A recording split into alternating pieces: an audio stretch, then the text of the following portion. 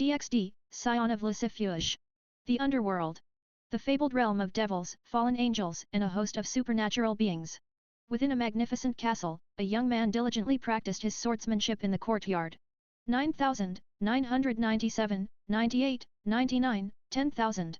He lowered his sword, panting, and wiped the sweat from his brow. The 16-year-old had silver-white hair and sharp, intelligent glowing golden eyes.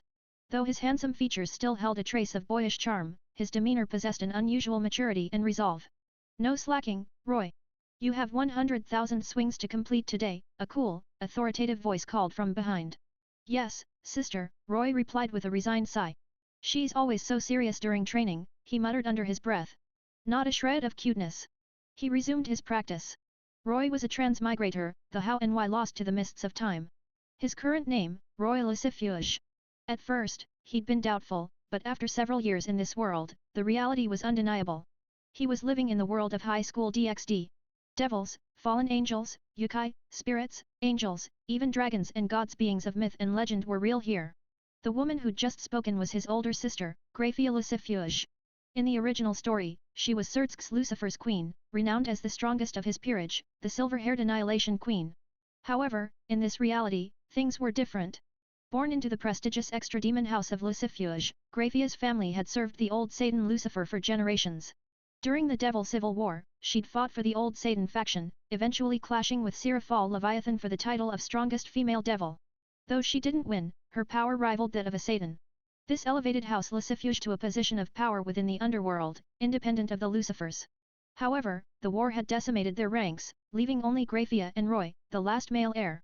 Roy had initially believed that being born into a powerful devil family, with such a strong sister, guaranteed him a life of easy power and a harem of beautiful girls. Riser Phoenix, in that regard, was the embodiment of every devil's dream. Reality, however, proved harsher. Despite his lineage, Roy lacked any significant talent for demonic power. After years of relentless training, he was only a low-class devil. His peers, Rias and Sana, had already reached high class. He'd been tempted to give up, but Grayfia's unwavering belief in him pushed him forward. Her strict training regime was a constant in his life. Unfortunately, this also earned him a reputation as a talentless failure within the underworld. He didn't let it bother him. 99,997, 98, 99, 100,000. He finished his sword swings, his arms shaking, sweat pouring down his face. He was too exhausted to even wipe it away. And this was just the beginning of his daily training. Take a break, Roy. We'll start magic practice soon, Grayfia said, a rare smile softening her usually stern features. All right, sister, Roy gasped, collapsing onto the ground. After a short rest, it was time for magic. Years of practice, hampered by his lack of aptitude, had yielded only a handful of basic spells.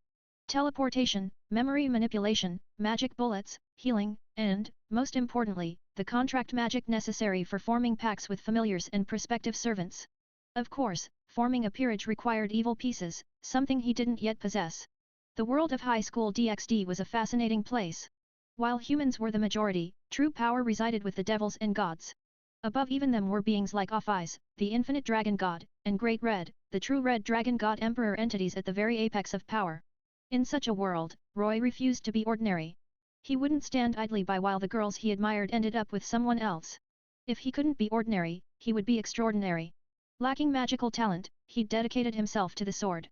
While others played, he trained. While others rested, he trained. His relentless dedication had honed his swordsmanship to an exceptional level. He was confident that no one in this world could match his skill with a blade. In his past life, he'd been regular Joe. But now, reborn into this dangerous and exciting world, he would achieve his dreams. And to do that, he needed power. The next day, Roy packed his bags for the return to Kua Academy.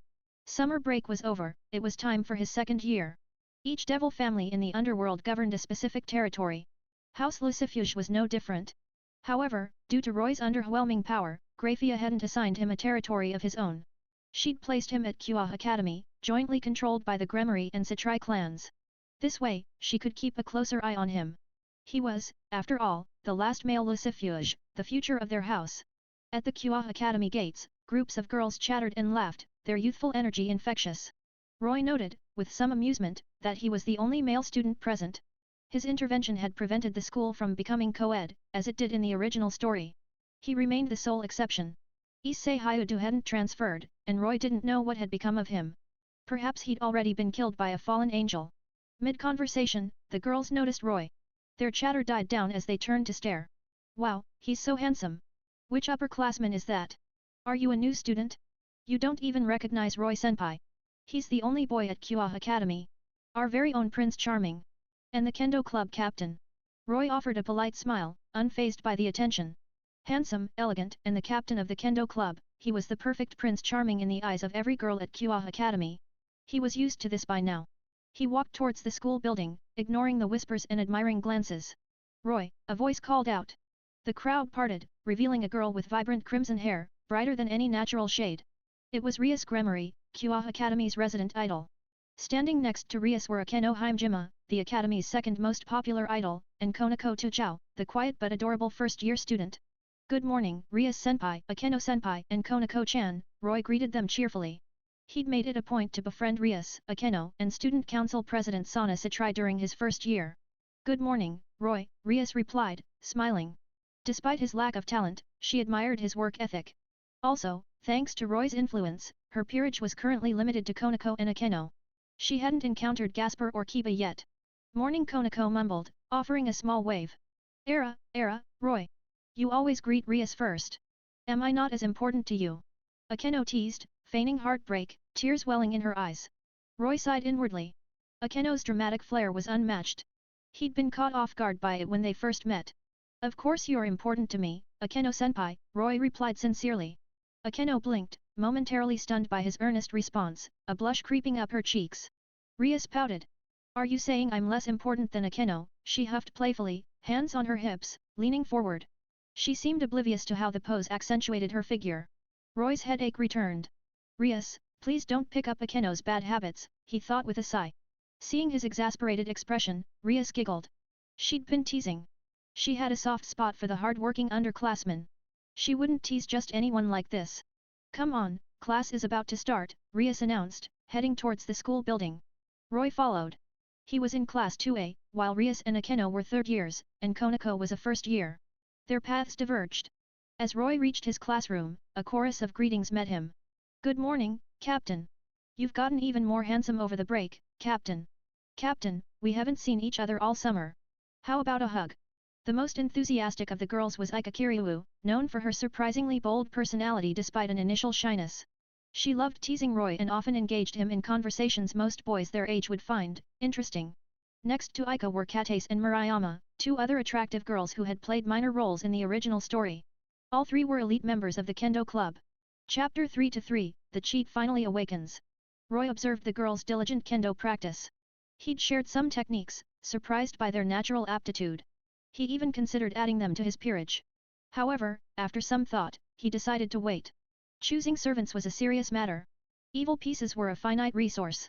They were based on chess pieces. A rating game peerage consisted of 1 king, 1 queen, 2 rooks, 2 knights, 2 bishops, and 8 pawns, 16 in total. The current moves distributed 15 of these, excluding the king.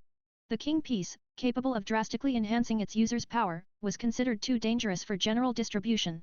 Only Ajoka Beelzebub, the creator of the evil pieces system, could bestow it. Choosing servants required careful consideration. Roy often daydreamed about unlimited evil pieces. It would solve so many problems. But it was just a fantasy. Good morning, everyone, he greeted the girls with a smile. Classes dragged on. Roy even dozed off. Finally, the bell rang, signaling the end of another mind-numbing school day. Club activities. He joined the Kendo Club members from his class at the dojo. Leaving them to their own practice, Roy retreated to his private training room. Even without Grayfia's watchful eye, he wouldn't slack off. He had a daily quota to meet. 99,997, 98, 99, 100,000. He completed his swings, arms trembling. Was this his limit? He stared at his shaking hands, a wave of frustration washing over him. The plot was about to begin. Fallen angels, Riser Phoenix, the White Dragon Emperor, powerful adversaries awaited. What could he do with his current, meager strength? The thought was unsettling. Was this the peak of his potential? Ding! The strongest Devil King system has been activated. Access functions to learn more. Roy froze. A voice echoed in his mind. Then, a surge of elation. He was no stranger to the concept of systems. Since his arrival, he'd secretly longed for a cheat, a golden finger. 16 years had passed with no such luck. He'd almost given up hope. But now, it had finally arrived. Perhaps golden fingers were just fashionably late. He closed his eyes, focusing on the system interface. It didn't offer instant power, but something potentially even better, evil pieces. System-granted pieces were mutated, significantly stronger than standard ones. And, crucially, they were unlimited. He could create a peerage of any size. His fantasy of infinite pieces had become reality. Moreover, due to an integrated king piece ability, every successful contract would strengthen him, the power boost proportional to the servant's strength.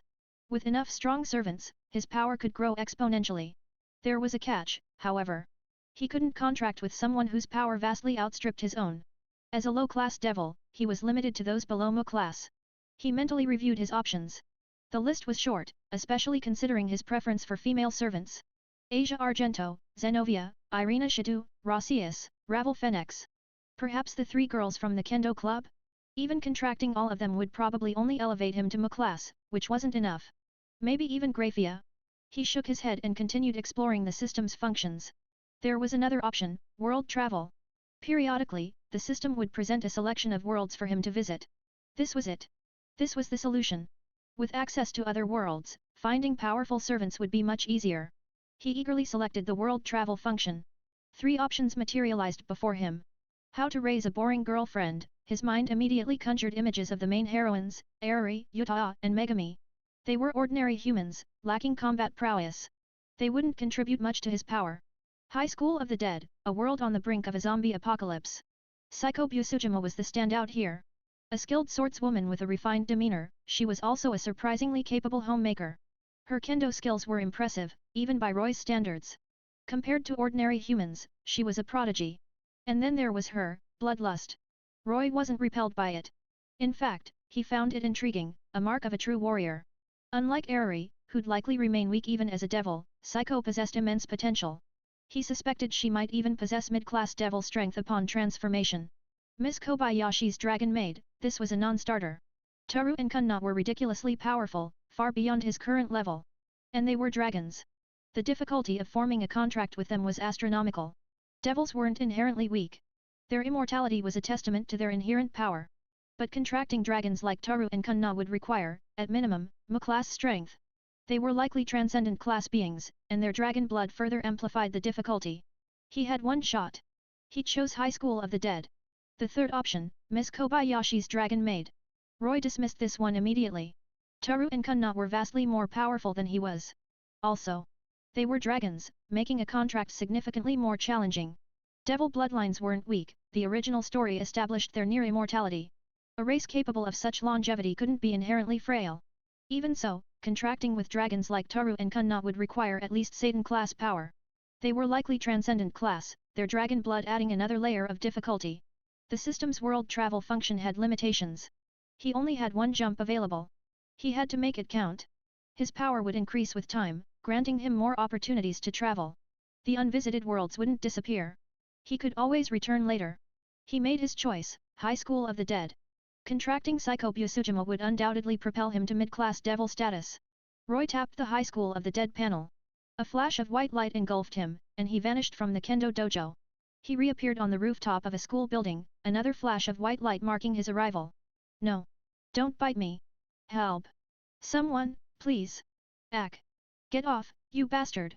The air was thick with screams. Roy looked down to see the school grounds in chaos. Students were attacking each other, tearing and biting. Screams of terror and pain echoed through the air of full-blown apocalypse. Is this Fujimi Academy? He wondered, surveying his surroundings. He recognized the school setting but needed to be sure. This was his first system-assisted jump, and he wasn't sure where he'd materialize. No. Hi-ya. Thwack. A sound from the other side of the rooftop drew his attention. He walked over to see a familiar scene playing out. Takashi Komuro, Rei Miyamoto, and Hisashi Igu. He watched as Hisashi turned, then Takashi caved his head in with a baseball bat. Rei stood by, screaming in horror. It was Fujimi Academy. And the story had just begun. Excuse me, Roy said, startling the pair. Could you direct me to the kendo dojo? Relieved he wasn't another zombie, they visibly relaxed. However, having just witnessed the death of her boyfriend, Rei was understandably distraught and unresponsive. Takashi, too, seemed lost in grief. Roy shrugged. No answer was an answer in itself. He turned and leapt from the rooftop. What? He jumped. Takashi exclaimed, running to the edge. That was a fatal drop, even without the zombies below. He looked down, but Roy was gone. Roy landed gracefully in the corridor below. He would search the school floor by floor, hoping to find Psycho. He had no interest in Takashi or Rei. Groan. Several zombies, attracted by the sound of his landing, shambled towards him.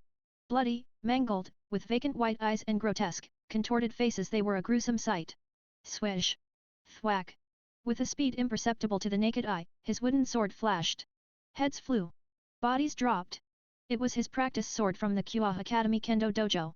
Despite being made of wood, it cleaved through zombie flesh with ease, leaving him unstained. Years of dedicated practice had honed his skill to this level. If he could master control of his breathing, he suspected he could generate sword beams. He moved quickly, clearing out zombies as he searched the floors. Descending a stairwell, he entered another corridor. A large group of zombies were clustered around a classroom door, pushing and clawing. Crash! The door and windows gave way, and the zombies surged inside. Ah! A blood-curdling scream echoed through the hallway, sending the zombies into a frenzy. It also drew the attention of other survivors in the vicinity. Roy moved towards the sound, his wooden sword a blur of motion. Heads fell so fast it seemed they were detaching themselves. As he cleared a path through the horde, he noticed someone else fighting on the other side of the corridor. His eyes lit up. A girl with long purple hair and an impassive expression. Tall and graceful, even the standard school uniform couldn't hide her athletic physique. Every movement was precise and elegant, like a seasoned martial artist. Her wooden sword, crimson with blood, cracked zombie skulls with deadly efficiency. It was Psycho Busujima. Chapter 5-5, Psycho's Surprise, A Servant's Offer. Psycho Busujima. In the anime, she possesses immense popularity, surpassing even the main female lead, Miyamoto Rei and Takagi Saya. Following behind Psycho Busujima was Shizuka Marikawa. She is Fujimi Academy's school doctor, and also a mature, stunning beauty with long, flowing golden hair. Her classic professional attire, a black pencil skirt and white blouse, accentuated her incredibly curvaceous figure. More importantly, this beautiful woman had been single for as long as she had been alive and possessed a naturally airheaded personality. Even the worldly Roy couldn't help but admire her. Roy wasn't one to be easily swayed by beauty. In his year at Kua Academy, he had seen more than his fair share of attractive women. He was particularly acquainted with Rias, Akeno, and Sana, each of them elegant and noble heiresses. However, Shizuka Marikawa seemed to be an exception. Seeing Psycho still fully engaged in slaying zombies, Roy flashed to her side, his eyes fixed intently upon her. "Look out!" Psycho cried, assuming the figure that suddenly appeared before her was a zombie. She swung her katana instinctively. Realizing her mistake the moment the blade left its sheath, she gasped. Clack! To Psycho's surprise, her strike was blocked by a wooden sword. Looking up, she saw a young man slightly taller than her 174 cm frame, his silvery white hair tousled by the wind. His features were delicate and handsome, his eyes sparkling like stars, captivating her gaze. This incredibly attractive young man possessed an air of nobility, the unmistakable mark of one born into high society. As the daughter of the renowned Busujima swordsmanship family, Psycho was an impeccable judge of such things. "Be careful!" Shizuka, noticing Psycho's sudden hesitation, called out a warning. She saw the numerous zombies still approaching. However, the instant she spoke, every zombie in front of them collapsed, their heads rolling to the side. Psycho's pupils constricted. Such remarkable swordsmanship! Even Psycho, from a lineage of renowned swordsmen, was stunned. She hadn't even seen him draw his sword. Furthermore, the zombies' necks didn't sever until seconds after the strike. Just how fast was his swordsmanship? Who exactly was this noble young man? Filled with shock and curiosity, Psycho looked at Roy. "Hello, Psycho-senpai," Roy said, offering an elegant, aristocratic bow. As the sole heir of the house of Lucifuge, his older sister Grayfia had drilled him relentlessly on proper noble etiquette. Such refined manners and graceful demeanor didn't seem out of place even in this hellish landscape. Psycho, seeing Roy's formal greeting, returned the gesture with equal seriousness. "Greetings, Kaoruhei," she replied. Seeing her serious response, Roy couldn't help but smile inwardly. He wasn't one for strict adherence to noble customs. This was his first encounter with Psycho, and unsure how to address her, he had defaulted to his ingrained training. After all, in his past life, he was anything but smooth. "Psycho-senpai, I'm quite taken with you. Please become my servant." With the greetings out of the way, Roy stated his purpose directly. Though blunt, as a man of few words, he couldn't conjure up sweet nothings to woo a girl. Besides, Psycho might not appreciate such an approach. Psycho blinked, stunned. She thought she had misheard him. Kaoruhei, could you repeat that? I believe I misheard you. Just as Roy prepared to reiterate his offer, a cry echoed from a nearby classroom. Ah! Stay away! Don't come any closer! A girl's voice, filled with terror and tears. Roy paused, realizing that in his focus on Psycho, he had forgotten the others trapped in the classroom.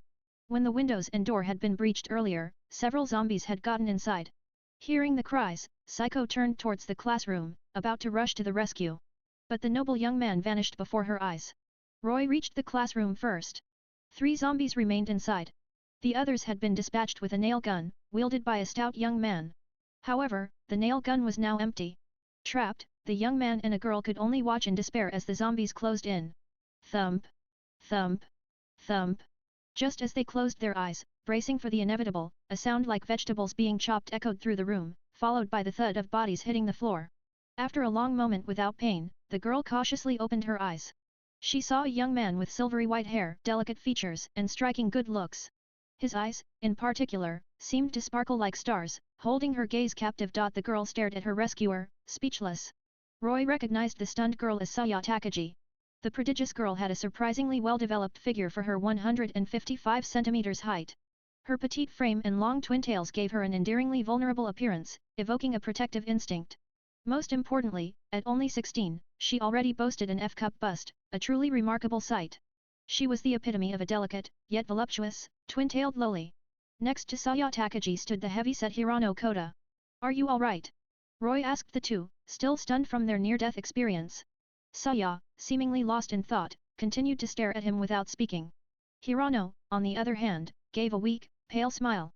He clutched one arm, which was bleeding profusely, clearly having been bitten by a zombie. Roy frowned, seeing Hirano's injury. He hadn't expected him to be bitten. Could it be that his presence had altered the course of events? Regardless, Hirano's fate was sealed. Just then, Psycho Busujima and Shizuka Marikawa entered the classroom. Taking in the scene, Psycho approached Roy and looked at Hirano, paralyzed with fear and shock after being bitten. With a calm expression, she said, I'm Psycho Busujima, captain of the Kendo Club. 3rd year. What's your name? Ugh, Hirano vomited a mouthful of black blood, then stammered, H. Hirano. Koda. He coughed violently. You protected your classmate. That's admirable. I acknowledge your courage, Roy said, taking over the conversation. In this apocalyptic world, even the strongest bonds could crumble in the face of death. Betrayal and abandoning companions to their doom were commonplace. Hirano's willingness to shield Saya Takagi demonstrated a certain level of bravery. However, Roy continued, his voice even, you understand what becomes of those who are bitten. Do you want your family and friends to see you like that? His words made Hirano tremble. If not, then allow me to offer you release. Hirano's face contorted in a silent struggle. Please. Finally, he closed his eyes, his body relaxing as he accepted his fate. Roy raised his wooden sword. Wait. Wait a minute. What are you doing? Shizuka cried, rushing forward to stop him. Marikawa-sensei, please don't interfere, Psycho said, gently restraining her. To preserve a man's dignity is a woman's duty. Her words held a double meaning, referring to both Roy and Hirano. Roy smiled, surprised to hear Psycho's famous line. He remembered it well. In the next instant, Roy's sword fell swiftly, granting Hirano a painless release. I'm Psycho Busujima, from Class 3A, Psycho said, introducing herself to Roy as the immediate danger passed. She was intensely curious about his identity. His speed, his swordsmanship, everything about him intrigued her.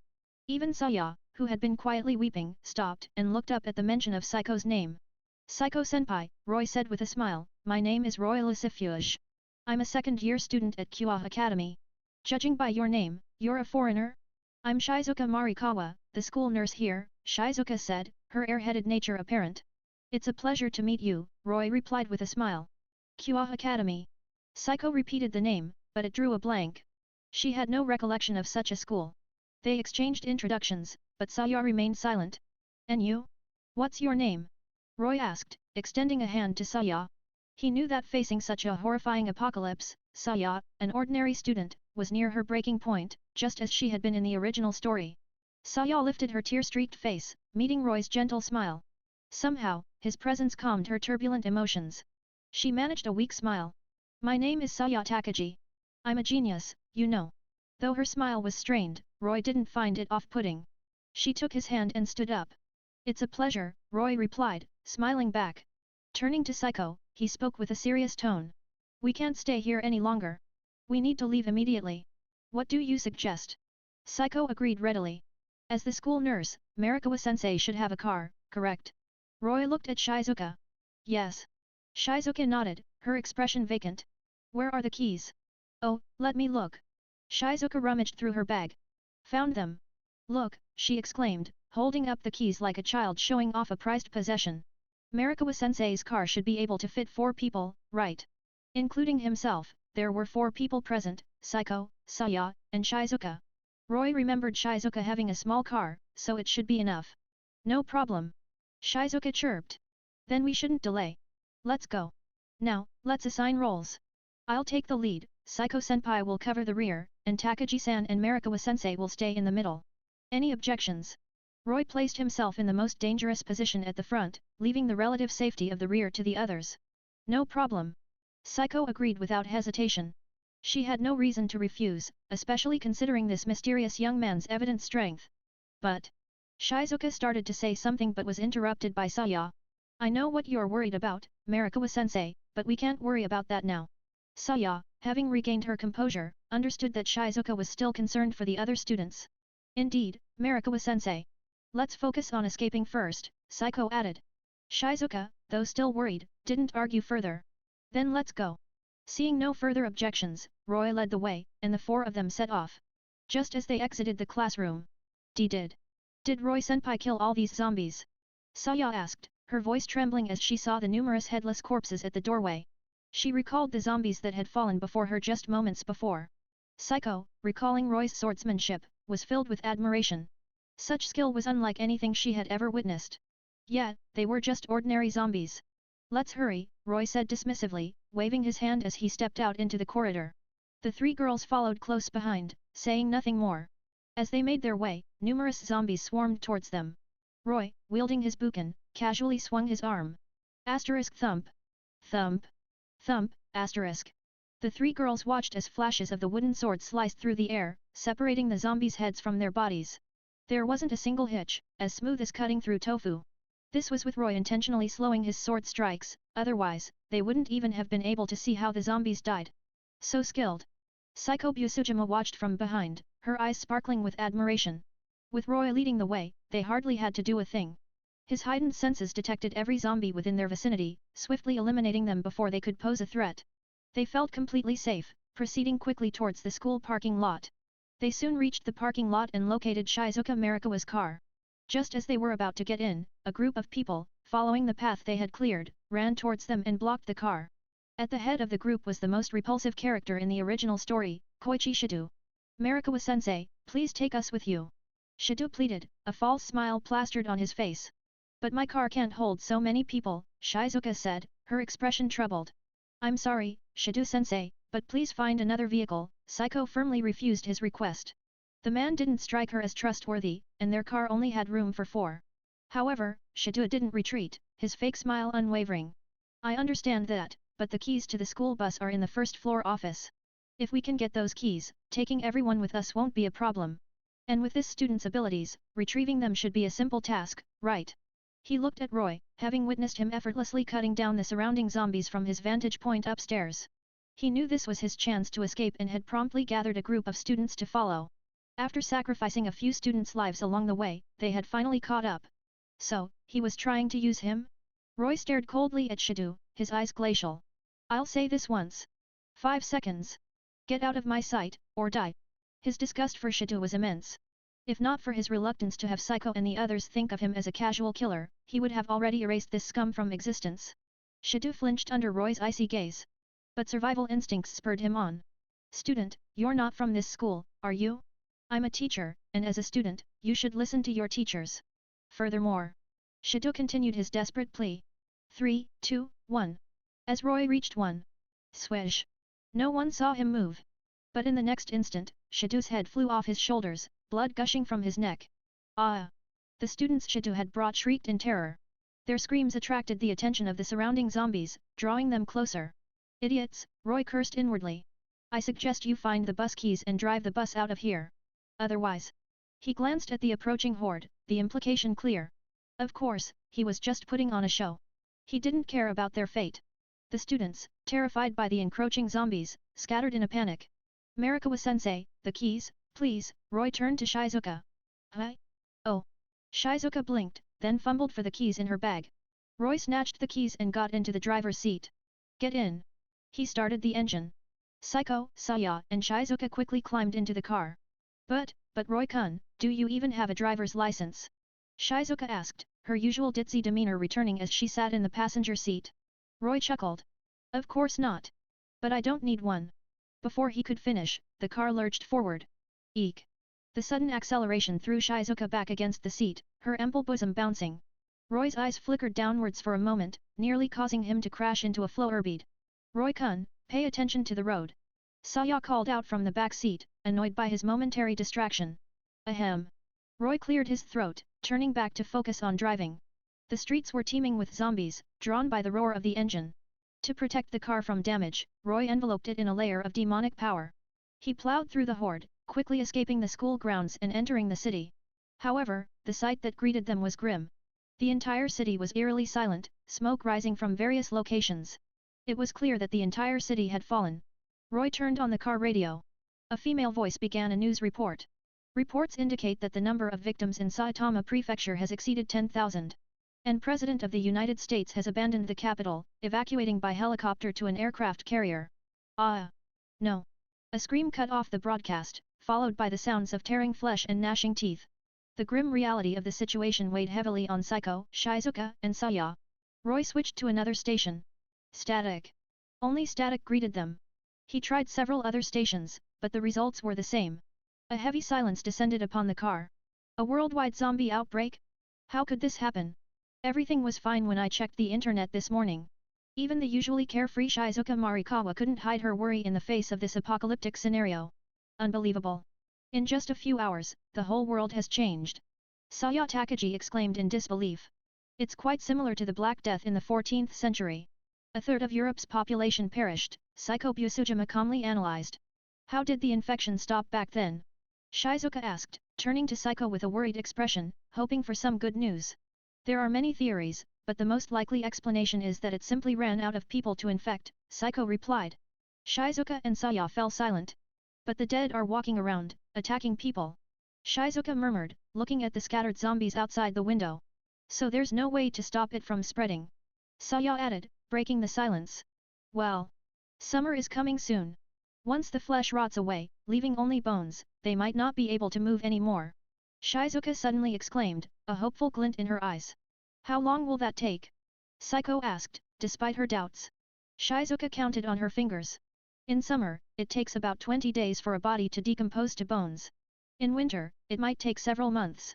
Either way, it won't be too long. She finished with a naive smile, as if the problem were already solved. We don't know if they will decompose. Corpses that walk around and attack people aren't exactly within the realm of normal medicine.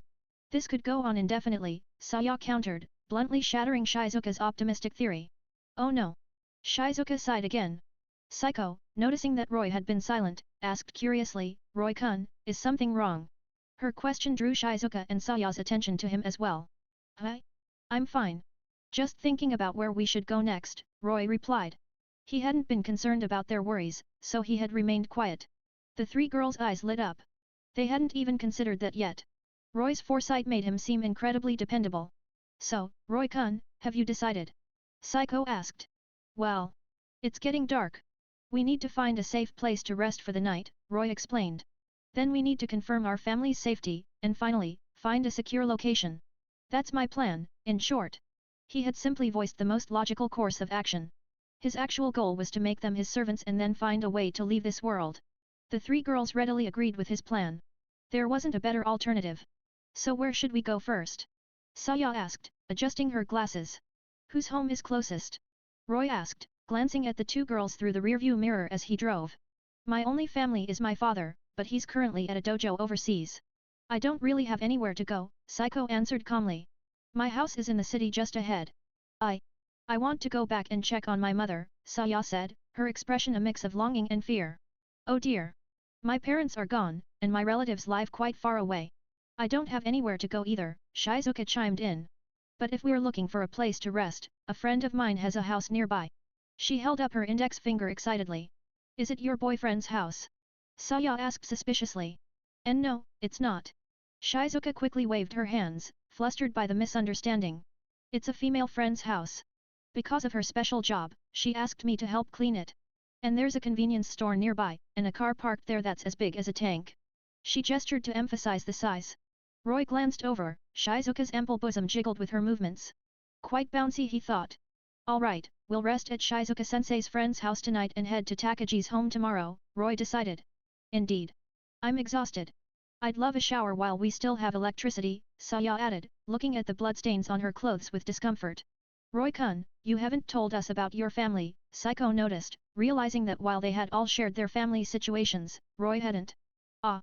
My family doesn't live here, so there's no need to worry about them, Roy said casually. Is that true? Psycho wondered, observing his relaxed demeanor with a hint of skepticism. They drove in silence. As dusk settled, they finally arrived at the house Shizuka had mentioned. See? It's like a tank, isn't it? Shizuka said proudly, pointing to a modified Hummer parked in the courtyard. The massive vehicle exuded an aura of power and dominance. Just who is your friend? Saya asked, impressed. Anyway, we should clear out the surrounding zombies first, Psycho said, noticing the undead gathering, drawn by their arrival. Indeed, Psycho-senpai. Please protect Takaji-san and Marikawa-sensei. I'll take care of these zombies. Roy grabbed his wooden sword and headed towards the scattered undead. Wait, Roy-kun. Psycho called out. Roy turned, looking at Psycho Busujima quizzically. Don't mistake me for a frail woman.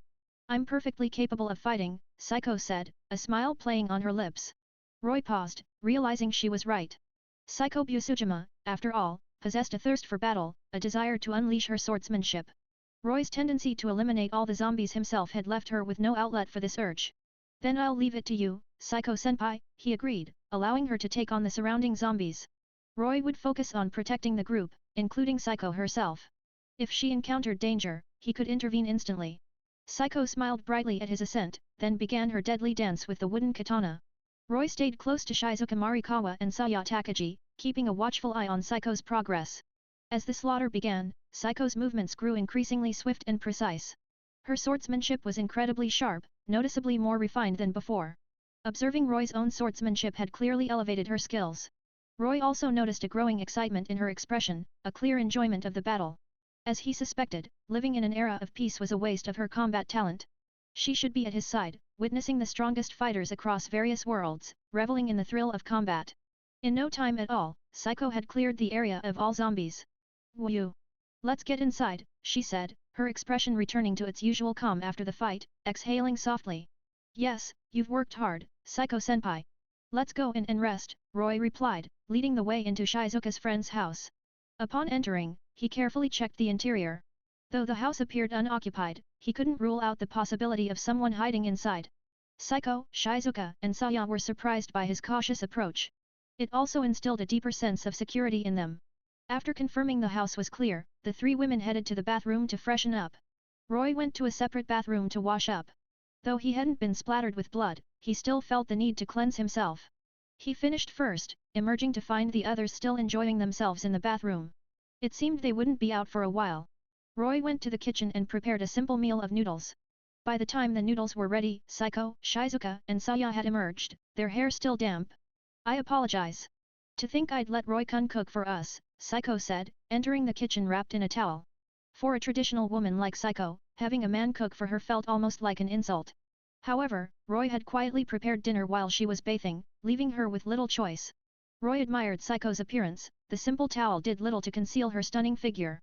He mentally applauded her beauty. Her words pleased him even more.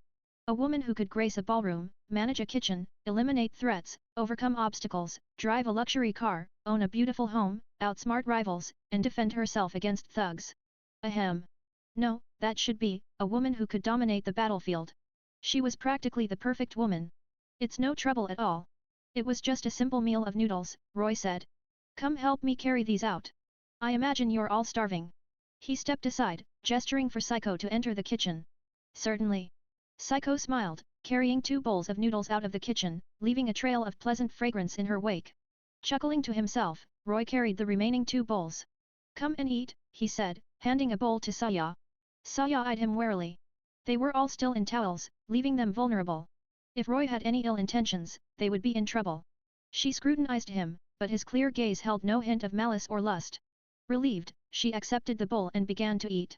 After an afternoon of running and fear, she was famished. These noodles smell wonderful. They're delicious. Shizuka exclaimed after her first bite. Saiko, though silent, also seemed to be enjoying the meal. Seeing them eat with such relish brought a smile to Roy's face. After they had finished, he spoke. By the way, Saiko-senpai, have you given any thought to what I mentioned earlier? Eh? What was that? Saiko asked, looking at him quizzically. When we first met, I asked you to become my servant, Roy said with a smile. Huh? Servant? Before Saiko could react to Roy's words, Saya interjected, staring at him in surprise. What? If Saya-san wants to become my servant, I'd welcome her as well. Idiot, I would never. Saya's face flushed crimson as she sat back down. The word servant in this context carried connotations of family, belonging, and even marriage. Saya had interpreted his words as a confession. It never occurred to them to associate the term with devils. However, in this case, becoming his servant was akin to accepting a proposal, a lifelong commitment. Saiko finally understood, her face also turning a delicate shade of pink. Though a popular girl at Fujimi Academy, accustomed to confessions of love, this was Roy's confession. Throughout their ordeal, his exceptional swordsmanship, calm demeanor and unwavering ability to guide them to safety had left a deep impression on her. His noble bearing, handsome features, and gentle nature had already sparked admiration within Saiko. Now, with his unexpected confession, she felt an impulsive urge to accept. However, before she could speak. Chapter 10-10, Advanced to Mid-Class. Saiko Night Peace. She recalled her darker side, thinking that perhaps someone like her, with such a hidden nature, didn't deserve such a perfect man. Saiko's expression darkened at the thought. Roy-kun, She began to decline, but Roy interrupted her. Looking at the uncertainty in Saiko's eyes, he knew exactly what she was thinking. Do you have some reservations, Saiko-senpai? You seemed rather unusual while slaying those zombies earlier. Roy's smile didn't waver. Roy-kun. Did you notice? Saiko's eyes widened. She hadn't expected him to see through her so quickly. Shizuka Marikawa and Saya Takagi, listening nearby, were completely lost, having no idea what the two were discussing. Indeed, Saiko-senpai. Do you, perhaps, possess a strong desire to kill? At Roy's question, Saiko lowered her head, memories of her past surfacing. In middle school, Saiko had been accosted by a pervert on her way home. Because she always carried a bukin, wooden sword, she had intentionally allowed him to approach, then used it to inflict severe injuries, breaking his leg and shoulder blade. It was practically entrapment. After that incident, Saiko had realized with anguish that she had a strong violent streak. When she struck the pervert, she had felt a surge of exhilaration and pleasure. Because of this, she felt unworthy of confessing her feelings, unworthy of love, both given and received. Saiko-senpai, there's no need for you to feel ashamed. I find that aspect of you quite appealing. Shizuka and Saya exchanged puzzled glances at Roy's words. Really? Saiko felt a surge of emotion at Roy's words, a profound sense of acceptance. This had been a burden she had carried for years. It had prevented her from forming genuine friendships, from pursuing romantic relationships. Can you truly accept me for who I am? She looked at Roy with hopeful eyes, longing for his affirmation. Of course. In fact, it's the reason I came to this world, to meet you, Saiko-senpai. Because I am a devil. Roy's words were accompanied by a bright smile. In the next instant, a blue light enveloped him, and a pair of large, demonic wings unfolded behind him. The noble, enigmatic devil stood before the 3 girls. They stared at Roy's transformation, dumbfounded but unafraid. Unlike the devils of their imagination, Roy exuded an aura of elegance, power, and captivating handsomeness. There was nothing grotesque or repulsive about his appearance. Instead of fear, they felt a surge of curiosity. Roy-kun, what is the meaning of this? Saiko asked, her eyes wide with fascination. A devil? You're joking, right? Saya interjected, still struggling to process the surreal scene. Oh my! Roy-kun looks so handsome like this. Shizuka, captivated, stared at him dreamily. Saya twitched at Shizuka's comment. The teacher's reaction seemed completely off-kilter. Was now really the time to be admiring his appearance? Though, admittedly, he did look incredibly handsome. Allow me to reintroduce myself. I am Roy Lucifuge, heir to the house of Lucifuge, a devil from the underworld. Roy declared with a flourish. Now, Saiko-senpai, you need not worry about your desire to kill. So, Psycho-senpai, become my servant. Fight for me. Roy finished with a warm smile directed at Psycho. His words, combined with his earlier acceptance, dissolved Psycho's remaining hesitation. She knelt on one knee, declaring her allegiance. I, Psycho Busujima, pledge my loyalty to Roy Lucifuge. I will become your sword, and fight for you until death. Roy beamed, unable to contain his joy. I, Roy Lucifuge, accept your pledge. As he spoke, a single devil piece materialized in his hand, the night piece. Psycho, a master swordswoman, was a perfect fit for the night piece, which enhanced speed. Roy raised his hands, and a large, blue magic circle appeared beneath Psycho's feet. By my name, Roy Lucifuge, I command thee, Psycho Busujima, to become my servant, a devil, and be reborn as my knight. The words of the contract flowed from Roy's lips. Simultaneously, the night piece floated towards Psycho, merging with her body. The next moment, Psycho was bathed in a blue light, demonic wings sprouting from her back. As the light subsided, her magnificent wings fully extended, adding an aura of noble grace to her already striking appearance. So beautiful! Shizuka murmured, staring at Psycho with a touch of envy. This can't be real! Saya exclaimed, still in disbelief. Upon the contract's completion, Roy's power surged dramatically before receding. He couldn't help but smirk. The contract with Psycho had propelled him to the rank of a mid-class devil. For over a decade, Roy had been unable to break through to this level. Now, simply by forming a contract with Psycho, he had achieved it effortlessly. His mood soared. And just as he had anticipated, thanks to Roy's potent, mutated evil pieces, Psycho possessed the power of a newly ascended mid-class devil immediately upon her reincarnation. Psycho, how do you feel? Now that she was one of his own, Roy addressed her by her first name. Psycho considered his question, carefully assessing the changes within her. She glanced out the window, her vision noticeably sharper and more expansive. Even in the darkness of night, she could see more clearly than in broad daylight. Chapter 11-11, 2 more servants acquired. Her hearing became exceptionally sharp, able to discern even the distant groans of zombies with clarity. She picked up the wooden sword again and swung it experimentally. Swish! The blade cut through the air with ease, the sound a testament to her newfound strength. A few casual swings were far more powerful than anything she had managed before. It feels amazing, Psycho murmured, her gaze soft as she looked at Roy. From this moment forward, she belonged to him, body and soul. Roy nodded in satisfaction, then turned his attention to Shizuka. Shizuka-sensei, how about it? Would you like to become my servant? Shizuka hadn't expected the question and hesitated, uncertainty clouding her features. As my servant, you'll never have to suffer from backaches again, Roy offered, his words a tempting lure. Well, he was a devil, after all. Shizuka's eyes widened. As a woman blessed, or perhaps cursed, with G-cup breasts, she understood the appeal of such an offer. While many envied her ample bosom, it came with its own set of problems, primarily the weight. She frequently experienced back pain, and her favorite position was leaning down on the desk, which provided some relief. Roy's offer was incredibly tempting, more so than anything else at this moment. I accept, she exclaimed, beaming at Roy.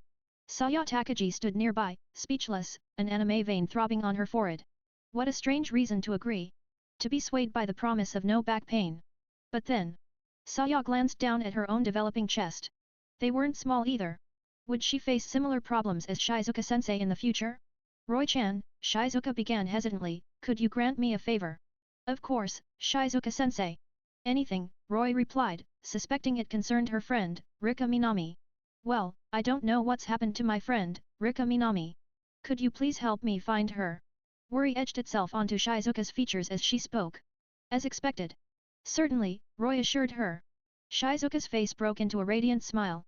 She stepped forward, positioning herself before him. Roy initiated the ritual once more. A blue magic circle appeared beneath Shizuka's feet. By my name, Roy Lucifuge, I command thee, Shizuka Marikawa, to become my servant, a devil, and be reborn as my bishop. A bishop piece materialized, drifting towards Shizuka before merging with her body. Bishops primarily enhanced magical power, and Roy sensed Shizuka possessed the potential to become a powerful magic user, hence his choice of piece. The next moment, Shizuka was bathed in a blue light, and devil wings sprouted from her back. As the light subsided, the large, elegant wings unfolded, a testament to her newfound demonic heritage. Shizuka looked even more stunning than before. However, the refined air quickly dissipated. I'm a devil now? How strange. She hopped experimentally, her ample bosom jiggling with each bounce. My back really doesn't hurt anymore. Roy-chan, you're amazing. She threw her arms around Roy, burying his face in her chest. Sniff sniff. Indeed, very fragrant. Extricating himself from Shizuka's embrace, Roy turned his gaze towards Saya. Saya, despite her reluctance, couldn't deny the reality of the situation. She had witnessed two people reborn as devils with her own eyes. Takagi-san, Roy addressed her, would you be willing to become my servant? You must realize that this world is completely broken. Utter destruction awaits it. Wouldn't you rather come with me to the underworld? You'll have a new life there. And by the way, he added, becoming a devil not only eliminates back pain, but it also grants eternal youth. Roy laid out the temptations one after another, enough to sway even the most resolute individual. If I become your servant, I'll leave this world. Saya asked, struggling against the allure of his words. Indeed. Could my parents come with me? She asked, her gaze full of hope. She still had ties to this world and couldn't simply abandon them. I'm afraid not. Only my servants can come with me. I won't make your parents my servants, Roy refused without hesitation. He wouldn't take men as servants, especially not those he didn't favor. Saya slumped onto the sofa, dejected by his immediate refusal. With her sharp mind, she knew he was right. This world was doomed, and death awaited her here. Furthermore, she didn't even know if her parents were still alive. In this apocalyptic world, hope was right before her eyes. Even if it wasn't sacred salvation, even if it came from a devil, as long as it offered escape from this abyss, she was willing. I accept, she said, but could I please see my parents one last time? Saya agreed, her final wish being to check on her parents. If she couldn't take them with her, she wanted to help them in their final moments. Of course, Roy smiled. He wouldn't deny her this small request. Saya's face brightened, a genuine smile returning as she approached Roy. By my name, Roy Lucifuge, I command thee, Saya Takagi, to become my servant, a devil, and be reborn as my bishop. Another bishop piece appeared, floating towards Saya and merging with her. Saya was an intellectual genius, close combat wasn't her forte. However, with her intellect, she might have a talent for magic. The next moment, Saya was enveloped in a blue light, devil wings sprouting from her back. As the light faded, her magnificent wings unfolded, enhancing her already striking beauty. She was a vision of elegance and grace. Looking at the three girls who had all become his servants, Roy nodded in satisfaction. All right, it's getting late. Let's get some rest. Tomorrow, we'll check on Saya's house first, then go find Rika Minami. The three girls nodded in agreement and returned to their rooms to rest. Just as Roy turned off the lights and prepared for bed, the door opened. Saiko Busujima, clad in a bath towel, stood in the doorway. She closed the door behind her and stepped inside. Saiko. Roy looked at her quizzically, wondering what she was doing there so late. As your servant, it's only natural that I attend to my master's needs, she said, a blush creeping up her cheeks. Roy didn't hesitate, ready to accept Saiko's offer. He wasn't one to refuse a gift so readily presented. However, just then, the door opened again. Roy-kun, I can't sleep. Shizuka Marikawa, looking sleepy and disoriented, also entered the room. Roy was taken aback. Why were they all coming to his room? Still, one dish or two, he wasn't about to complain. But before he could react, the door opened yet again. Roy, I'm a little scared, could I? Saya Takagi, blushing, stepped inside, then froze, seeing Saiko and Shizuka already there. Her face turned crimson, but instead of fleeing, she covered her face and climbed into the bed, hiding under the covers. Roy sighed. It seemed tonight was destined to be a sleepless one. The next morning, Roy woke up early, though, in truth, he hadn't slept at all. He looked around. Saiko was gone, presumably already awake. Pushing aside Shizuka and Saya, who were clinging to him like octopus, Roy got out of bed. The aroma of food drew him to the living room. Peeking into the kitchen, he saw Saiko, wearing only an apron, preparing breakfast. Saiko-chan, why are you up so early? He asked, wrapping his arms around her from behind. As a woman of the Busujima family, these are my duties. She felt guilty about letting Roy make dinner the previous night. Wrong, Saiko. From yesterday onward, you're a woman of the Lucifuge family. Roy corrected her with a serious expression. Saiko paused, then realized what he meant. Ah. Yes, that's right, Roy. She smiled apologetically and tried to turn around. However. Saiko, don't move. Stay put. Saiko looked at him questioningly. You said the wrong thing. There must be a punishment. After breakfast, Roy decided to take the three girls to Saya's house. Although they had sustained some injuries the night before, their enhanced devil physiology had already healed them. As they opened the door, Roy noticed two figures in the yard. A middle-aged man lay on the ground, covered in blood. He was clearly dead. Next to him was a small girl. The little girl lay motionless on top of the man, seemingly asleep. Eh? Roy, what's wrong? Psycho asked, looking at him curiously. There's a child in the yard. Roy walked towards them. Looking at the pink-haired little girl, Roy guessed she was Alice Mersato, the little girl from the original story. In the heat of his first battle the previous night, he hadn't noticed them sneaking into the yard. Judging by Alice's deceased father, it seemed they hadn't escaped unscathed. Roy surmised he had been stabbed before fleeing here with Alice. Hey, Roy said, gently tapping Alice's shoulder. Alice stirred awake, her eyes fluttering open. Seeing her dead father, tears welled up again. But she remained silent, likely having been told by her father not to make a sound. Your father died protecting you. He's a true hero. Hearing his words, Alice finally looked up at Roy. He smiled gently. It's all right now. From now on, I'll protect you. Alice, overcome with emotion, threw herself into Roy's arms, sobbing loudly. The cries attracted nearby zombies. Psycho, grabbing her bukin, stepped outside. Having just undergone her demonic conversion, she was eager to test her newfound strength. Roy lifted Alice into his arms and used his magic to dig a grave under a tree in the yard. He buried Alice's father, ensuring he wouldn't become zombie food. Alice watched, tears streaming down her face as her father was laid to rest.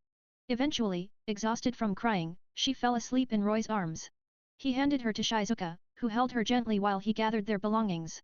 Once packed, he headed towards the Humvee. Psycho was already waiting, having cleared the area of all zombies. She was spotless, not a trace of blood on her, a testament to her drastically increased power. Psycho, get in. We're leaving. Okay. Psycho hopped into the vehicle. The engine roared to life, and they set off, driving through a dried riverbed to enter the city. Their destination was Saya's home. Roy, we haven't seen any zombies for a while, Saya said, sitting on the roof of the Humvee with Roy. Since crossing the riverbed, they hadn't encountered a single zombie, which she found odd. It seems they've all been drawn to the central area. Roy understood what was happening, but he knew he couldn't entirely rely on the original story's events. Alice's situation was already a deviation. Saya looked towards her home with worry. Chapter 13-13, Yuriko committed suicide, the resurrection. Just then, scattered zombies appeared up ahead. Zombies! Saya shrieked. Don't worry. You're a devil now, remember? Roy said, giving Saya a reassuring head pat before directing the two women. Saya, navigate. Shizuka, we're going to ram through. Okay, Shizuka-sensei, turn left. Saya called out, directing Shizuka as the number of zombies on the road increased. Oh no, there's a barricade. Saya cried, pointing ahead. Leave it to me.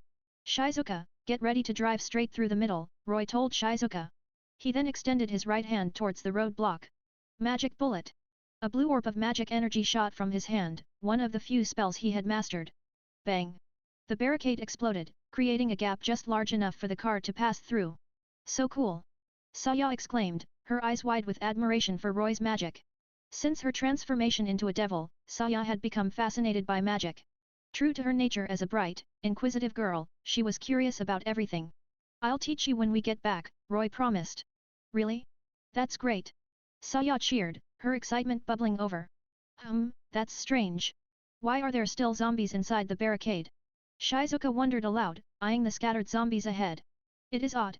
If someone set up a barricade, there should be JSDF personnel inside, Psycho observed, her tone analytical. JSDF? Mom. Saya murmured, a note of worry in her voice. Her mother was a member of the Japan Self-Defense Forces. This isn't how it happened in the original, Roy thought to himself. The JSDF were supposed to be here, and Saya's mother among them. The car continued forward, soon reaching Saya's home, an impressive structure resembling a castle. However, the density of zombies had increased drastically. Even with Roy's demonic power reinforcing the Humvee, it was impossible to drive through. How can this be? Saya whimpered, her gaze fixed on her house, now overrun by zombies. The front gate was broken. Her worst fears had been realized. Psycho and Shizuka watched in silence, the gravity of the situation evident. Just then, a gunshot rang out from Saya's house. Saya's head snapped up at the sound. There are still survivors, she exclaimed, a glimmer of hope in her voice. Shizuka-sensei, hurry! Drive inside! But... Shizuka hesitated, her gaze fixed on the impenetrable wall of zombies blocking their path. With so many zombies, there was no way through. Saya, calm down. We can't drive through this, Psycho said gently. Then what do we do? Saya was frantic, her eyes pleading with Roy for a solution. Roy smiled. Saya, Don't forget you're a devil now. We can fly. He unfurled his large, demonic wings, looking at Saya reassuringly. Saya blinked, then spread her own demonic wings. Saiko and Shizuka emerged from the Humvee, extending their wings as well. Shizuka, take Alice. Let's go. Roy instructed, taking the lead and flying towards the source of the gunshot. The three women and the little girl, Alice, followed close behind. They soon reached the location of the gunshot, the rooftop of Saya's house. A horde of zombies pressed against the rooftop access door, threatening to break through at any moment. Not far from the door, a mature woman lay in a pool of blood. Mom! Saya screamed, rushing towards the woman. Hearing Saya's cry, the others understood. This was Saya's mother. It appeared that, driven to desperation by the zombies, she had chosen to end her life on the rooftop. Tears streamed down Saiko and Shizuka's faces as they watched Saya's heartbroken sobs. Mom! Mom! Saya, in the midst of her grief, suddenly turned to Roy. Roy, can you save my mom? You're a devil. You can do it, right? Her tear-filled eyes held a desperate plea, even though she knew that resurrection was almost impossible. Roy frowned in thought. He contemplated whether to save the woman. Even the pieces in Rias's peerage could revive someone recently deceased, like Asia. His mutated evil pieces were even more potent. But Roy was a perfectionist, and this woman was married. Suddenly, his eyes lit up. He had an idea. I'll try, he told Saya. Thank you. Thank you, Roy. Saya cried, her face radiant with gratitude. If you really want to thank me, there's something I want later. Roy whispered in Saya's ear. Saya blushed crimson but nodded in agreement. Roy smirked. A large magic circle appeared beneath Saya's mother, Yuriko. By my name, Roy Lucifuge, I command the soul of Yuriko Takagi to become my servant devil, reborn as my bishop. This incantation was different from his usual ones. A spectral image of Yuriko's soul emerged from her body. The bishop piece in Roy's hand floated towards Yuriko's soul, merging with it. In the next instant, Yuriko's spectral form glowed brightly. Moments later, the light subsided, revealing a perfect, restored body hovering in the air. This body was identical to Yuriko's, though much younger, almost like a grown-up Saya. This was Roy's solution, utilizing the power of the evil pieces. He had completely reconstructed a perfect body for Yuriko. However, because so much magic was used in the reconstruction, Yuriko was considerably weaker than Saya. Mom! Saya cried tears of joy as she saw her mother truly revived, rushing to embrace her. Under Saya's watchful gaze, Yuriko slowly opened her eyes. Is this heaven? Yuriko murmured, looking at her daughter with confusion. Her last memory was of taking her own life with a gun. Mom! Mom, you're okay. That's wonderful. Saya? Is that you, Saya? Did you die too? Yuriko asked, still disoriented. Saya giggled. She had never seen her normally serious and composed mother so bewildered. Mom, you're not dead. None of us are. Saya explained. Finally, Yuriko's mind cleared. As she stood, she suddenly felt a chill and instinctively hugged herself. Saya quickly removed her jacket and offered it to her mother. After putting on the jacket, Yuriko took a look around. Her eyes fell on Roy, and she instinctively knelt. Master. Yuriko addressed him respectfully, then looked surprised at her own actions. Why had she bowed to this boy? And why had such an embarrassing title escaped her lips? Roy wasn't surprised. As his servant, she was bound to him. Mom, Roy is the one who brought you back. Saya explained everything that had happened. Roy. I see. Yuriko finally regained her composure. She knelt again before Roy. Yuriko greets her master. Roy nodded and helped her to her feet. He then turned to Yuriko's original corpse, enveloping it in demonic energy. Within moments, the body was completely obliterated. Now that Yuriko was revived, there was no need for her old body to remain. Yuriko felt a strange sensation looking at her former self. Her new body was younger, if she walked alongside Saya, they would surely be mistaken for sisters. Prompted by Saya, Yuriko explained why she had chosen to end her life on the rooftop. It turned out that someone within the self-defense force had been bitten but hadn't reported it. When a large horde of zombies attacked, this betrayal, combined with the external assault, led to the fall of the Takagi estate. Yuriko had fled to the rooftop, trapped with nowhere else to go, and ultimately chosen suicide. Saya fell silent, absorbing her mother's words. Alright, now that this is resolved, let's move on. Roy declared. The only one left is Shizuka's friend, Rika Minami. Shizuka, do you know where she is now? He turned to Shizuka. I don't know her exact location, but I remembered Rika's phone number this morning. Shizuka said with a cheerful smile. Saya, let Shizuka borrow your phone, Roy instructed. Oh. Shizuka accepted Saya's phone. This is one, this is two.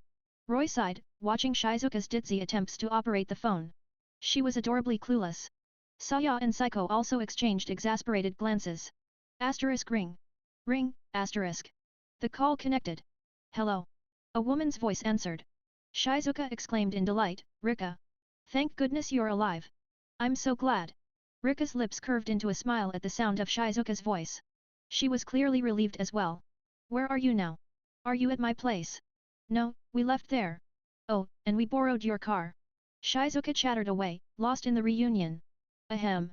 Shizuka, please ask her for her location, Roy interrupted, finally losing his patience. He wasn't sure if the events would unfold as they did in the original story, with the nuclear EMP disabling all electronics. But to avoid any unforeseen complications, it was best to locate Rika quickly. Shizuka stuck her tongue out playfully. Oh, right. Rika, where are you now? Is there anyone else with you? Rika asked, having heard the commotion on Shizuka's end. Yes. Roy-chan is protecting me. Rika understood immediately. Knowing Shizuka as she did, she knew her friend would never have survived this long without protection. She felt a surge of gratitude towards the person who had kept Shizuka safe. Rika, tell us your location quickly so we can come and rescue you. Shizuka, it's okay. Knowing you're safe is enough for me. It's very dangerous out there, so please don't come looking for me. Concerned for Shizuka's safety, Rika refused to reveal her whereabouts. Rika. Static. Bang. A brilliant white light flashed across the sky. The line went dead. Shizuka looked at the phone in her hand. Smoke curled from the device. It was clearly fried. Could it be? Everyone looked towards the sky. A white ring expanded across the heavens, brighter than the sun. It's a nuclear attack, Saya said grimly, recognizing the telltale sign. Shizuka looked at Saya with confusion. When a nuclear warhead detonates in the upper atmosphere, gamma radiation causes the air molecules to scatter electrons. Saya explained, her expression grave. Chapter 15-15, Finding Rika Minami. Roy sighed inwardly. He hadn't expected this to happen. Let's go. Based on what Shizuka told us about Rika's work, if I'm not mistaken, she should be at the offshore airport. We'll head there first and see if we can find her. But the cars are all useless now. How are we supposed to get there? Shizuka asked worriedly. Shizuka's friend is part of a special forces unit. The car she left behind should have some kind of EMP protection. If that fails, we'll just have to fly. With that, Roy swept Yuriko into a princess carry and flew towards the vehicle. Since most of Yuriko's demonic peace power was used to construct her physical body, she couldn't even manifest her devil wings. He had no choice but to carry her. Being carried like this, clad only in Saya's jacket, made Yuriko blush deeply. However, now that she had a new life, such concerns seemed trivial. She would entrust everything to the person before her, the one who had granted her this rebirth. The group returned to the car, and as Roy predicted, it was unaffected by the EMP. Shizuka took the wheel, and they set off for the offshore airport. Mom, seriously, can you please put some clothes on? Saya said, exasperated, looking at her mother. Ever since Roy had carried her back, Yuriko had refused to get down. Was this really her mother? Saya briefly wondered if something had gone wrong with the reincarnation ritual, and her mother had been reborn as a succubus. There's nothing I can do. Saya's clothes are too small, and Mommy's too tired to move, Yuriko whined, clinging to Roy with a mixture of coquettishness and stubbornness. Roy observed his creation with satisfaction. Normally, demonic pieces offered a chance of reincarnation only immediately after death.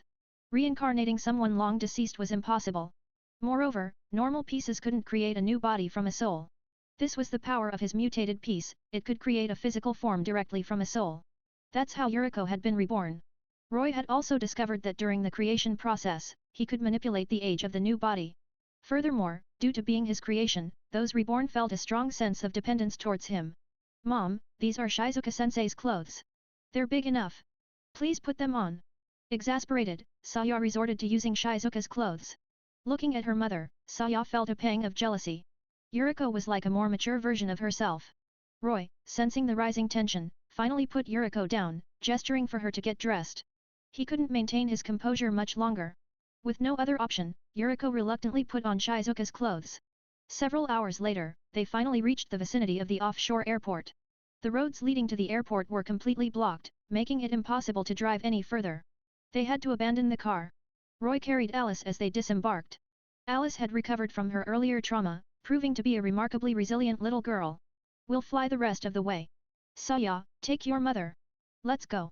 With that, Roy unfurled his devil wings and soared into the air. Saiko and Shizuka quickly followed. Saya, I'll leave it to you, Yuriko said to her daughter with a smile. I know, Saya grumbled, pulling Yuriko up and spreading her own devil wings. Wow! It's so beautiful! Alice exclaimed from Roy's arms, gazing at the shimmering ocean below. For a moment, she seemed to forget all her worries. Even the girls behind them were captivated by the breathtaking scenery. Their admiration was short-lived, however. They soon arrived at the offshore airport. The entire airport had fallen, overrun by hordes of zombies. Rika! Shizuka cried out, fearing for her friend's safety. Don't worry, it hasn't been long since you called. Rika should still be alive, Roy reassured her. Yes. Shizuka nodded firmly. Let's fly to the airport's central terminal and look for her, Roy said, looking towards the center of the airport, where he sensed signs of life. Reaching the central terminal, they saw a large group of zombies surrounding an armored vehicle. There had to be survivors inside. Roy-chan. Shizuka pleaded, looking at him with wide, worried eyes. Don't worry, leave it to me. Holding Alice securely with one arm, Roy aimed his free hand at the armored vehicle. Magic bullet. Several blasts of demonic energy shot from his hand. Asterisk boom. Boom. Boom, asterisk. Explosions rocked the area, sending the tightly packed zombies flying. Only a few scattered undead remained, shuffling towards the vehicle. Psycho. Roy called. Understood. Without needing further explanation, Psycho grasped his intent. She descended swiftly, her wooden katana ablur as she efficiently dispatched the remaining zombies. In less than a minute, the area around the armored vehicle was clear. Let's go down, Roy said, leading the others down to the vehicle. Hey, Rika, are you in there? Shizuka called out, knocking on the door. The armored vehicle's windows were opaque, preventing them from seeing inside. Cough, cough. Is that Shizuka? A female voice responded, followed by the sound of the door opening. It really is you, Rika. Shizuka beamed, reaching out for a hug. Rika, however, stopped her. Cough, cough. Shizuka, I'm so glad to see you before I die. I don't know how you got here, but you need to leave, now. Rika said, her face pale. Why, Rika? We came here specifically to save you. Shizuka asked, bewildered. Rika gave a bitter laugh and revealed her ankle. It was a bloody mess, clearly the result of a zombie bite. No way. Shizuka gasped. So, you should leave. I was about to end it all before you arrived. Rika trailed off, then looked at Shizuka. But being able to see you one last time, that's enough. Shizuka panicked, seeing Rika like this. Then, as if remembering something, she turned to Roy and clung to his arm, pleading. Roy-chan, please, can you save Rika? In Shizuka's eyes, Roy, capable of even reviving the dead, could surely handle a zombie virus. Roy had been observing Rika since their arrival. With her long purple hair, tanned skin, and curvaceous figure, she was quite attractive, and still single, he noted. She might not possess Psycho's talent, but for Shizuka's sake, he decided to make her his servant. Will you become my servant? Roy asked Rika directly. Once she became his servant, a mere zombie virus would pose no threat.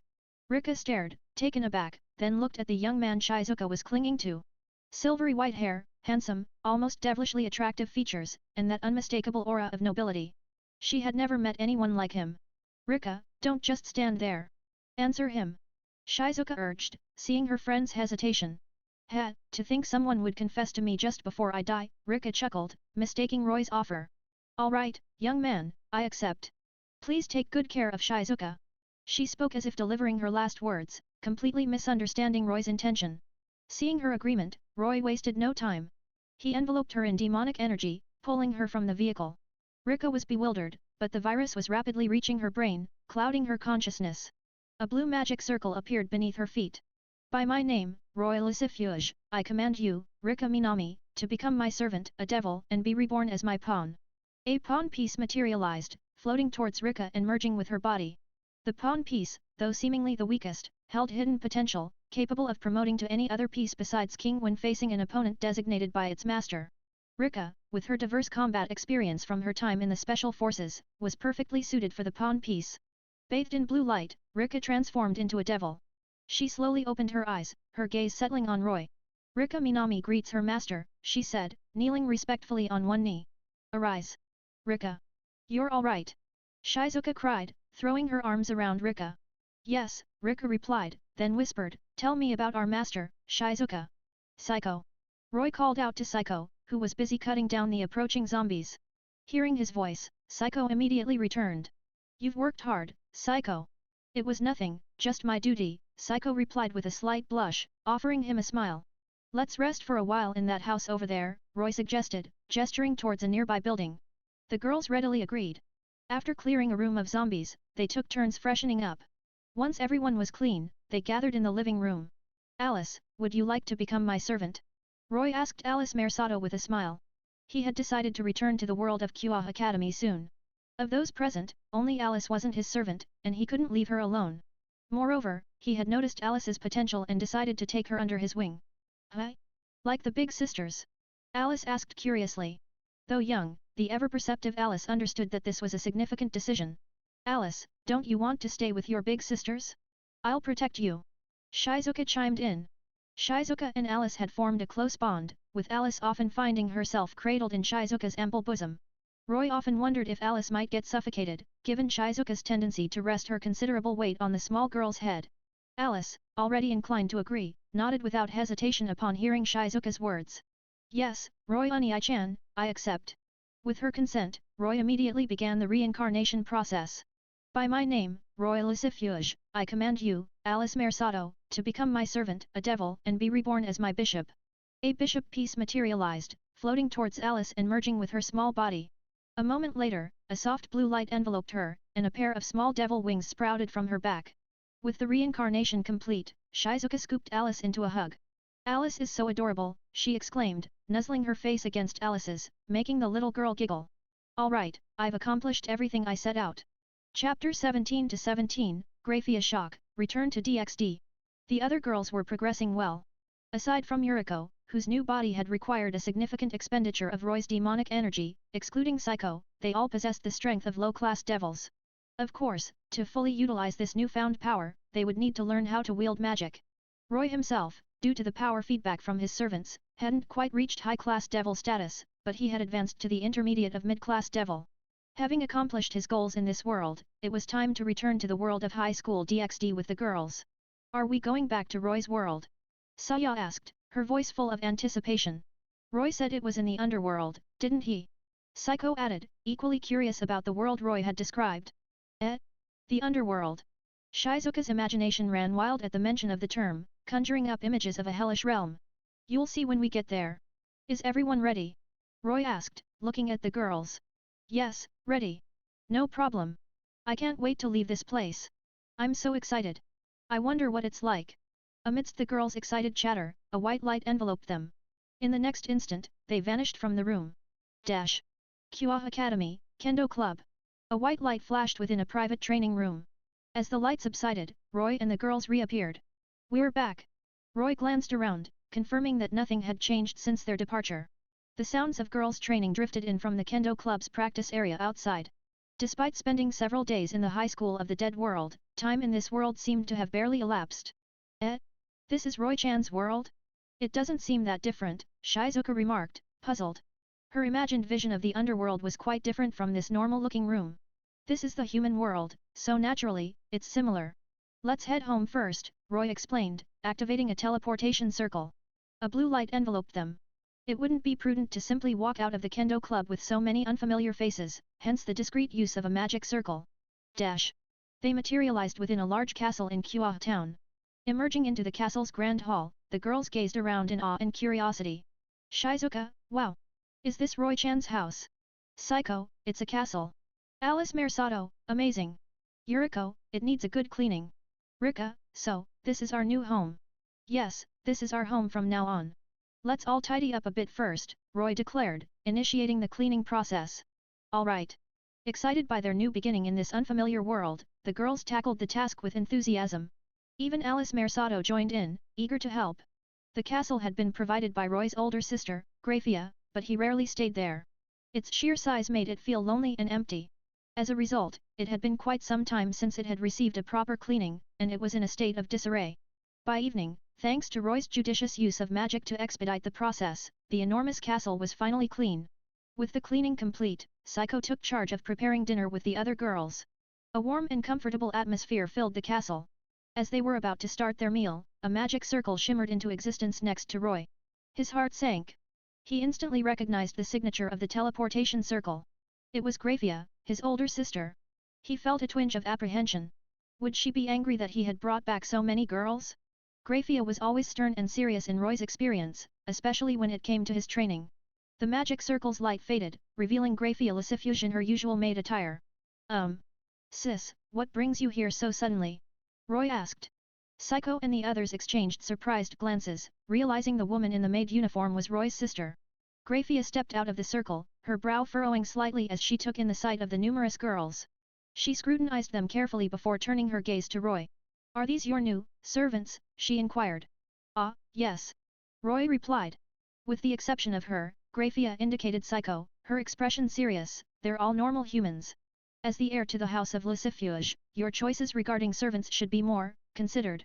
Evil pieces are a finite resource. Her concern was understandable. From her perspective, none of the girls, apart from Psycho who seemed to possess some inherent strength, were particularly noteworthy. Of course, she was unaware of Roy's unique circumstances and his access to unlimited pieces.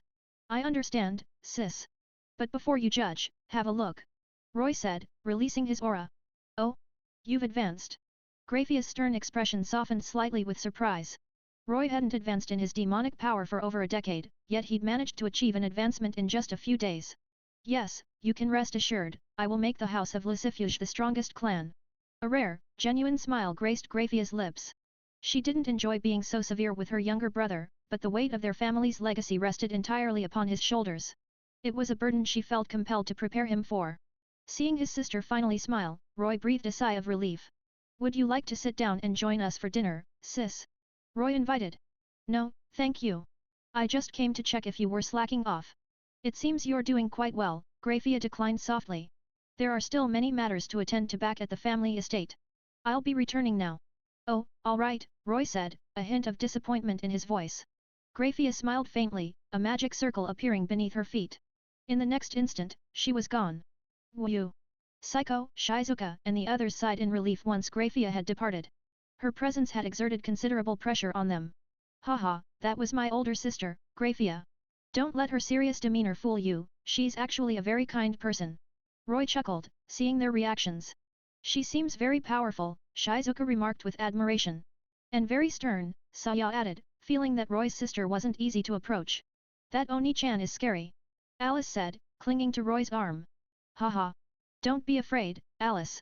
Once you get to know her, you'll realize she's actually very kind, despite her serious exterior, Roy reassured Alice, patting her head. Really? Of course. When it was time for bed, although everyone had their own rooms, they all ended up gathering in Roy's room. Fortunately, it was spacious enough to accommodate them all. He had anticipated something might happen that night, but with Alice present, any such plans were out of the question. The next day, Roy accompanied Psycho and Saya to school. Shizuka, Yuriko and Rika were no longer suitable for attending school, and Alice was still too young. Thus, Roy left them at home. He had already taught them some basic magic and provided them with spellbooks, instructing them to study while he was at school. He would continue their magical education after he returned. Although Roy's own magical abilities were somewhat lacking, he was more than capable of teaching them the fundamentals. At Kua Academy, inside the student council room. Sana-senpai. Roy greeted Sana with a smile as he entered. Sana's full name was Sana Citrai, the heiress of the prestigious Citrai clan, a family of high-class devils. She specialized in water magic and was a close friend of Rias, holding the third highest popularity ranking at Kua Academy. She was exceptionally intelligent, skilled in strategy and tactics. Her short black hair and glasses gave her a scholarly and refined appearance. Though not as flamboyant as Rias, Sana possessed a quiet elegance, and her glasses added to her charm. Roy-kun. What brings you here today? Sana asked, surprised by his visit. Her gaze then shifted to Psycho and Saya standing behind him. Roy stepped aside, revealing the two girls. These are my new servants. I'd like to request your assistance with their enrollment procedures, Roy stated frankly. While Kua Academy had a principal, the true power resided with the student council, led by Sana. Therefore, enrolling Psycho and Saya required her approval. I see. Sana gave Roy a thoughtful look before calling for Tsubaki Shinra. Tsubaki was Sana's queen and her right-hand woman. Tsubaki, please take them and handle their enrollment. Yes, Sana-kaiku. Tsubaki nodded and turned to Psycho and Saya. The two girls looked to Roy for guidance. Go ahead. I'll pick you up after school, Roy reassured them.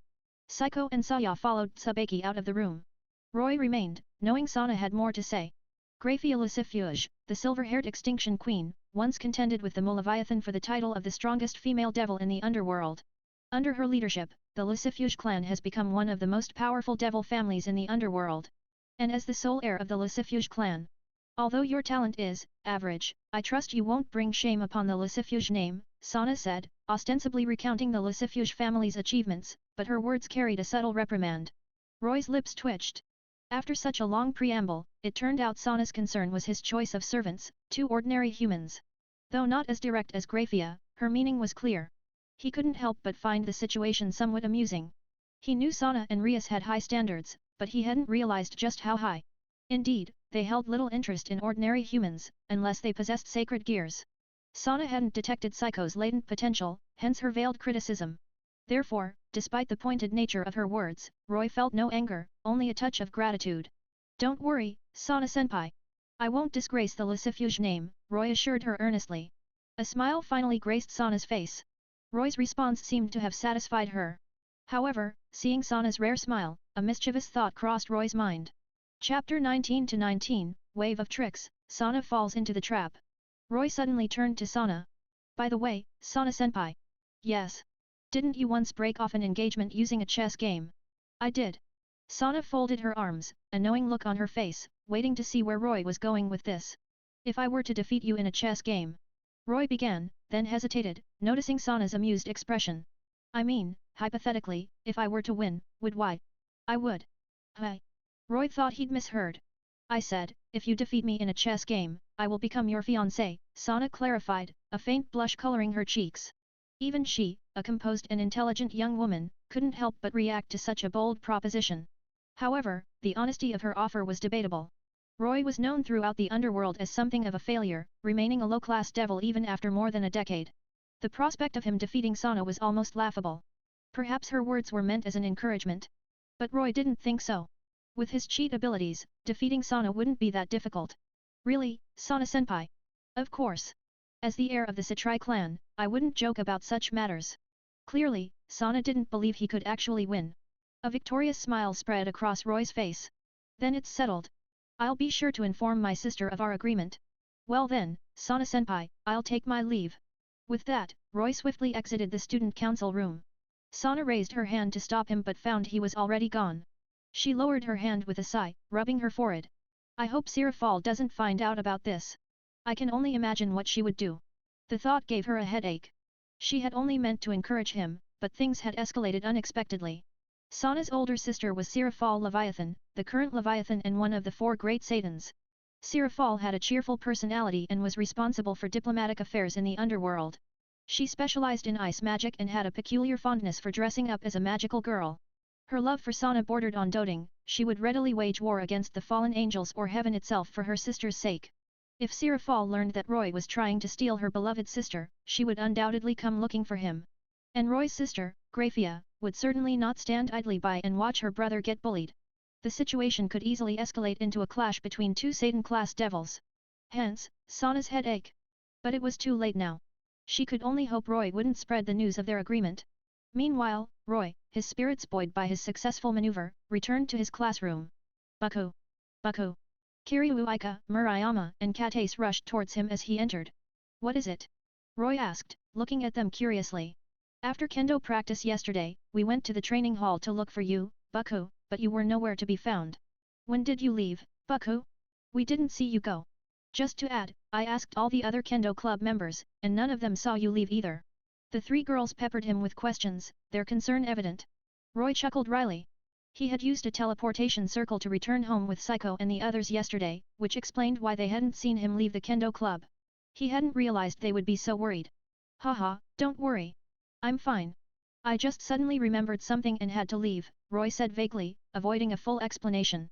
Until he decided whether or not to make them his servants, he preferred not to reveal his demonic nature. His explanation clearly didn't satisfy them. They puffed out their cheeks and stared at him intently. All right. I'll teach you kendo after school, okay? Roy finally relented under their combined gaze. Yay! The three girls cheered in unison, high-fiving each other excitedly. Roy realized he'd been played. They had been waiting for him to take the bait.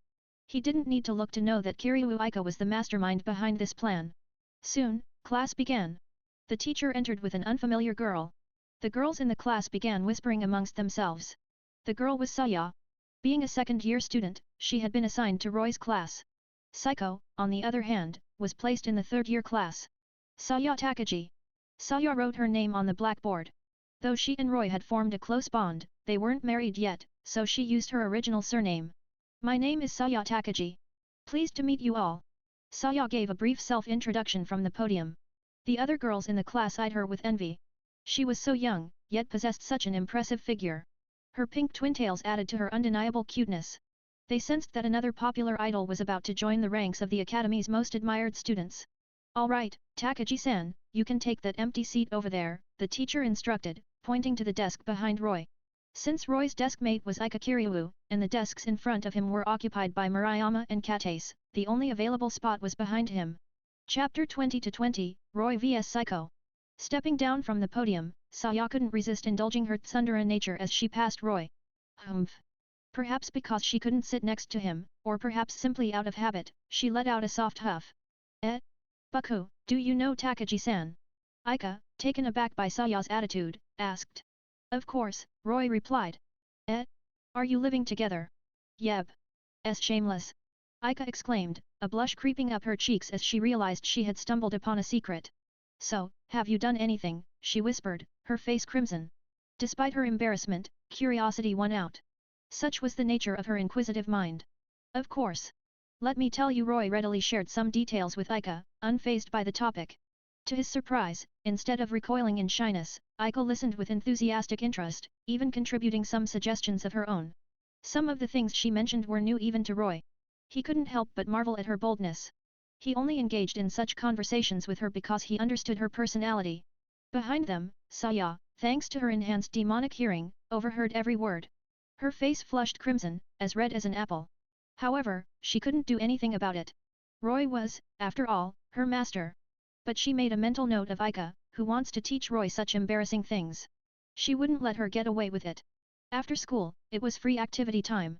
Having promised to teach Ika, Murayama, and Katase Kendo, Roy, after finding Saiko, led them to the Kendo club. Many girls were already practicing inside. Good afternoon, Bucko. Bucko, you look so handsome today. Bucko, could you please teach us Kendo? The female students were excited to see Roy. Most of the girls in the Kendo club had joined because of him. Of course, some genuinely enjoyed Kendo, like Ika, Murayama, and Katase, who displayed considerable talent in the art. Everyone, please continue practicing. I'll guide you all in a bit, Roy said, accepting their requests. Since he had already agreed to teach Ika, Murayama, and Katase, he figured he might as well instruct everyone. Saiko and Saya, observing Roy's popularity at school, felt a swell of pride. Inside his private training room, Roy turned to Saiko with a smile. Saiko, I know you've been wanting to spar with me, he said. As a Kendo prodigy, Saiko had achieved remarkable skill. However, Roy was a true monster in the art. She had been deeply impressed the first time she witnessed his swordsmanship, and naturally, as a fellow Kendo enthusiast, she yearned to test her skills against him. It wouldn't be a spar, but rather a learning experience. After all, your Kendo surpasses mine by far, Saiko admitted, shaking her head. Roy didn't dwell on the point. They each picked up a wooden katana and moved to the center of the training room, ready to begin. That must be Busujima Saiko-senpai, the new transfer student. She seems quite close to Bucko. From what Bucko said, Busujima-senpai's Kendo skills are incredible. It must be amazing to be able to spar with Bucko. I'm so envious. They're even calling each other by their first names. Something tells me they're more than just friends. Ika, Murayama, and Katase whispered among themselves. Murayama, in particular, sensed an unusual connection between Roy and Saiko. However, only Ika knew the true nature of the relationship between Roy and both Saiko and Saya, the new transfer students. She had gleaned this information from her conversation with Roy that morning. She couldn't help but feel a pang of envy towards the two girls. Let's begin, Saiko, Roy said, smiling and gesturing for her to attack. Saiko readily accepted the invitation. She charged forward, her wooden katana held firmly in both hands. Strikes, thrusts, slashes, cuts. All Kendo techniques revolved around these fundamental movements, including Saiko's specialty, Iaido. Saiko attacked swiftly, but her strikes were ineffective against Roy. He effortlessly parried each of her blows. Seeing her attacks failing to connect, Saiko retreated a step, positioning her katana at her left hip, assuming the stance for a Iaido draw. The essence of Iaido lay in the art of drawing and striking in a single, fluid motion. Roy, in his kendo training, had studied and practiced various sword styles, both from martial arts manuals and fictional sources. He had experimented with techniques from manga and anime, ultimately developing his own unique style, characterized by speed, precision, and overwhelming power. His movements were devoid of unnecessary flourish, each strike imbued with devastating force. "Ai," Psycho declared, her gaze fixed intently on Roy, before unleashing her strike. Like a flash of light, her katana reached Roy in the blink of an eye. But Roy's wooden katana was already there to meet it. Clack! The two wooden swords collided. Ika, Murayama, and Katase, watching from the sidelines, finally understood what was happening. Amazing! I didn't expect Busujima-senpai's kendo to be so powerful, even on her first day. But Buku is still stronger. Look, he's effortlessly blocking all of her attacks. Yeah, you're right.